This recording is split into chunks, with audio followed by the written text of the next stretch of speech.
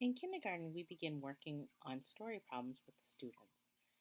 And for story problems, there are a few basic steps that we follow to make sure that the students understand the story, that they remember the parts of the story that they need, and we also want to make sure that they understand what the story is asking them to do. So for story problems, the first thing that we always do is we read the story.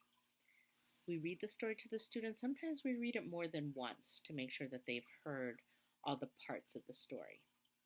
The second thing we do is that we have the children tell the story back to us, so they repeat it back to us. So that way we can make any corrections to things that they may have forgotten, or we can help them try to remember the parts of the story.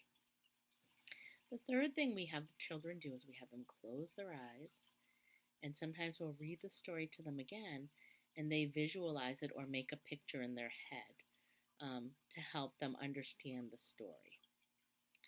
The fourth thing we usually do is we role play it or we act it out. So if the story was about 4 birds were sitting in the tree, 2 flew away, how many were left? Then we might have 4 children come up, and then we would have 2 of them pretend to fly away. And then we would see how many were left. And finally, after we role play it, sometimes you might role play it with the child actually doing the actions, or sometimes you can use little counters or little things that you have at home to help them pretend to act the story out with it. So you might use pennies instead of apples if the story had apples in it. So you can use different things to help them act it out. And the last step is that we give the children a paper to show us how they solve the problem. And when we ask them to show us on paper how they solve the problem, we usually tell them that we'd like to see a picture, some numbers, and some words.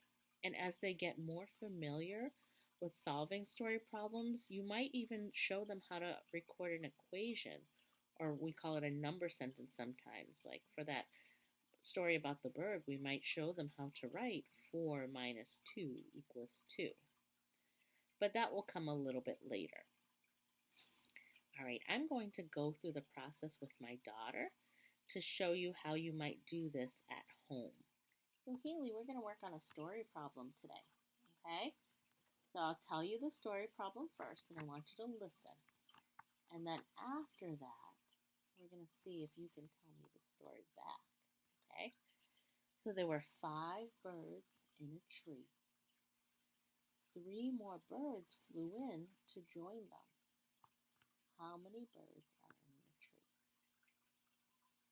All right, Haley. So can you tell me the story again? What was the story that I just said to you? I just read the story. Now she's going to tell me the story. What was the story, Haley? 5 birds were in the tree. 3 he came along to join them. Very good. That's exactly what the story was about. 5 birds were in the tree. 3 came to join them. Now, can you close your eyes and make a picture of those birds in the tree? How many birds were in the tree again? 5. 5. Do you see the 5 birds in the tree? All right. And now, how many came in to join them? 3. 3. Do you see them flying in? 3 more flying in.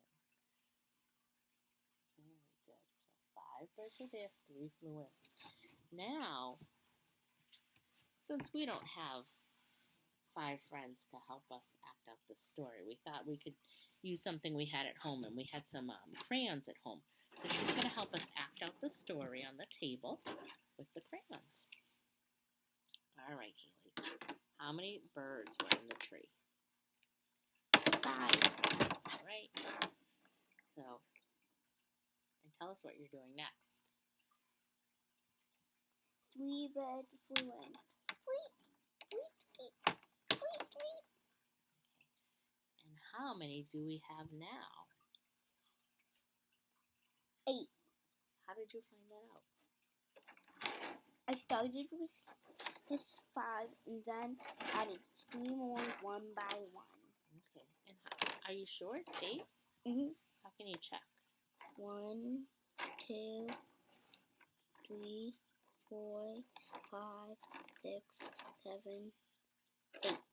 Great. And so the next thing I would do is I would give Haley a paper, and she can show me on the paper how she solved the problem.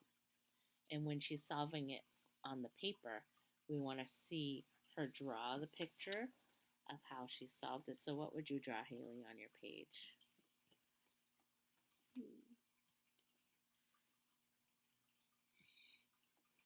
Three dots. You might, okay.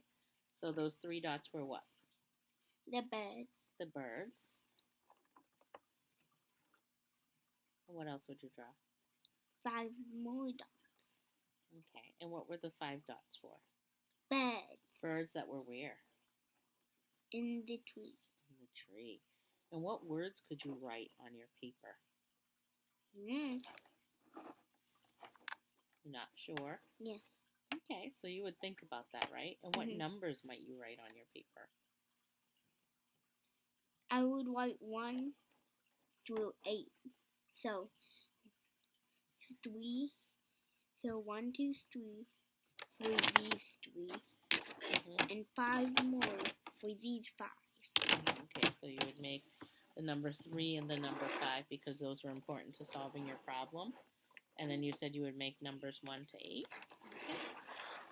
And later she might be able to write a number sentence to go with it. But that would come a little bit later.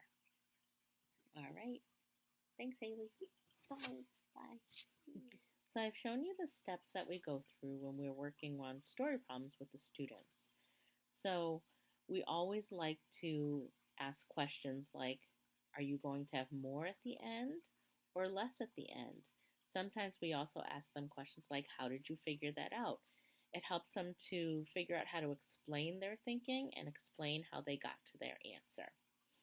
So now that we've gone through the steps, I'm going to give you a story problem that your child can try out. So the story problem is, there were 10 birds in the tree. 3 flew away. How many birds are in the tree now? Good luck with the story problem.